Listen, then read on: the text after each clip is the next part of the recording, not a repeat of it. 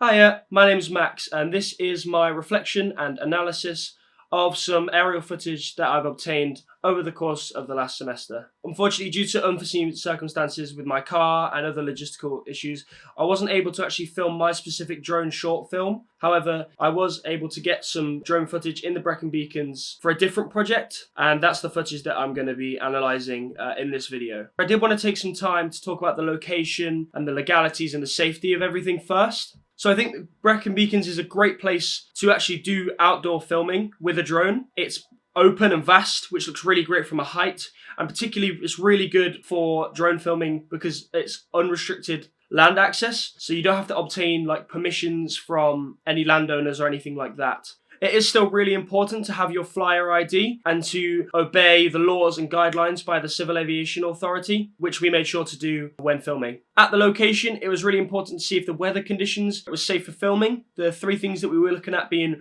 rain, visibility, and wind speed. We also did a wind speed assessment to check that it was safe for the UAV to fly up and film. We also checked the NOTAMs, which posed no issues for us for when we were flying on the day. The weather was safe for us to fly and visibility was good. It was a little bit cloudy, but posed no risk for us on the day. We checked the drone for any updates to the software and also any damage to the drone itself, looking at the sensors, the main body of the drone and propellers, things like that. The drone was in perfect working order, and after that, when the area was clear, it was safe for us to fly. It's important to note that I wasn't flying the drone myself. I did have somebody else flying the drone on my behalf and I was directing. And I also wanted to note that it's a collaborative effort between a group of people, which it often is with aerial filmmaking. The flight was successful and thankfully I was able to grab some really great footage from the flight. So let's get into the footage. I love this first clip. It works excellently as an establishing shot to the film.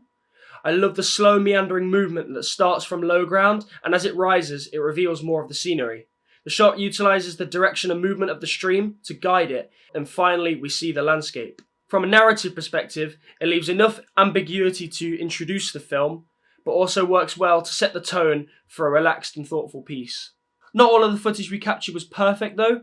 Here's a shot from a bird's eye perspective, one of my favourite types of aerial shot, and is effective due to it being a unique angle that you can only capture using this type of filming. This shot would have been great, but fails to achieve an effective framing to track the subject. This makes it hard for the viewer to follow and can lead to ineffective narrative storytelling, which confuses the viewer. On top of this, the pilot is visible in the shot, which takes the viewer out of the story and breaks the narrative and flow of the film.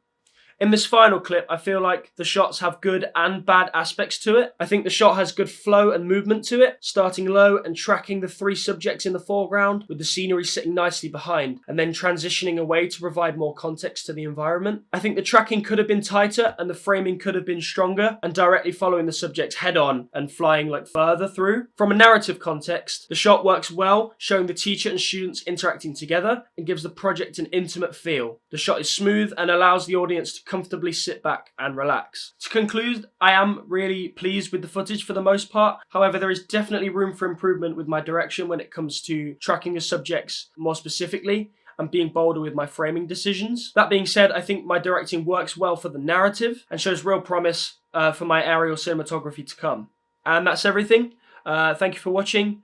Bye bye.